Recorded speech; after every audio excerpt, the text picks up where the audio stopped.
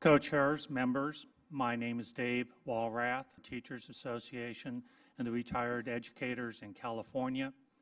While my state has been referenced today, I will be talking about federal issues, not state issues. There are more than 200,000 retirees and beneficiaries of the California State Teachers Retirement System. The system was created initially in 1913. It was not blended with Social Security at that time, for the natural reason there was no Social Security. In 1958, when teachers had the opportunity to vote whether they wanted to go into Social Security, they were paying more into their retirement system for a better disability benefit and survivor benefit than would have otherwise been provided. They chose to pay more to do more for their family in disability and survivor benefits.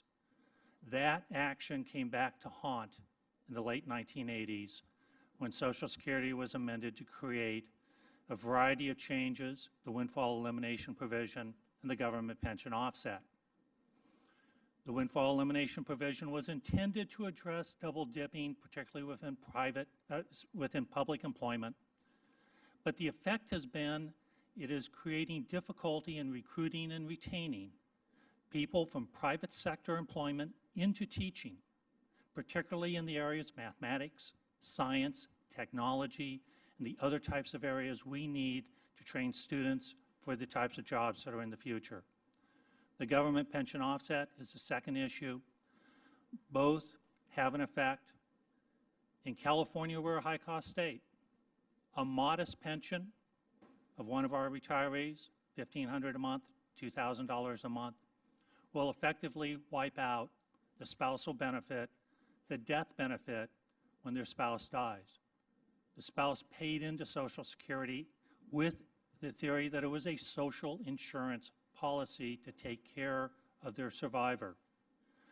Government pension offset effectively for our members and educators in California can be eliminated even with a modest pension.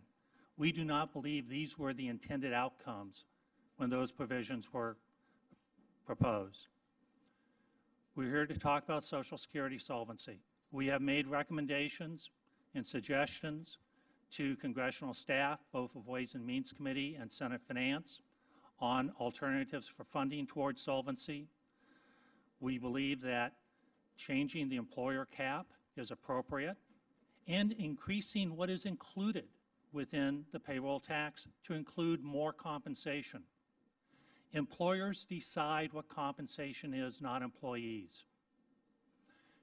Removing the cap and changing the cap, we would argue that you should also include other forms of compensation, such as stock options, other forms which should be counted toward the payroll tax for Social Security solvency. Also, the assumptions. Is the assumption on immigration an accurate assumption? I would argue that the immigration assumption has not been accurate for the last 2 decades, if not the last 4 decades. Looking at the assumptions towards solvency. We hope that as you look towards solvency, you look at it not simply in monetary terms, but accept that solvency must also be balanced with equity and fairness in the benefits that are provided to ensure that it's not simply where you cut, where the committee does not fall into the trap of knowing the cost of everything and the value of nothing. Thank you.